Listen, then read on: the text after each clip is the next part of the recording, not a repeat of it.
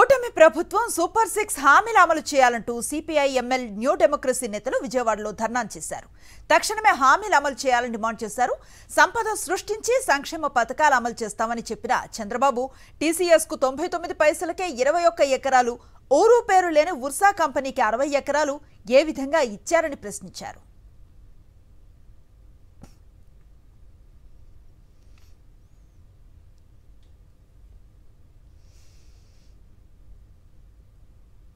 రాష్ట్రం అప్పుల్లో ఉంది కనుకని చెబుతున్నావు. వాస్తవానికి అప్పులు సగానికి సగం తగ్గినాయి. అందుకని నీకు రాష్ట్ర అసెంబ్లీలో ఒక ప్రకటన చేయి. నేను మోసం చేశాను రాష్ట్ర ప్రజల్ని, నిజమే అప్పులు లేవు, ఆ రోజు ఇంతకంటే ఎక్కువ అప్పులు ఉన్నాయి, అయినా నేను హామీలు ఇచ్చాను, నేను మోసం చేశానని చెప్పు. లేదంటే అప్పులు తెచ్చి కొత్త అప్పులు తెచ్చి నువ్వు హామీలు అమలు చేయి. ఈ రెండే తప్ప నువ్వు మోసం చేసే హక్కు లేదు. ఒకవేళ నేను మోసం చేశానని చెప్తే రాష్ట్ర ప్రజలకు అసెంబ్లీలో రాష్ట్ర ప్రజలు ఏం చేయాలో తెలుసుకుంటారు. ఈ ప్రభుత్వాన్ని గంగలో గలపాలా, అయినా కనికరిస్తారా, అది ప్రజలు తెలుసుకుంటారు. కానీ అలా కాకుండా ఇవాళ అప్పులు పాలైంది అని చెప్పి అప్పులు వాస్తవానికి కొత్తగా అప్పులు రాలేదైనా చెప్పడం అనేది మోసం.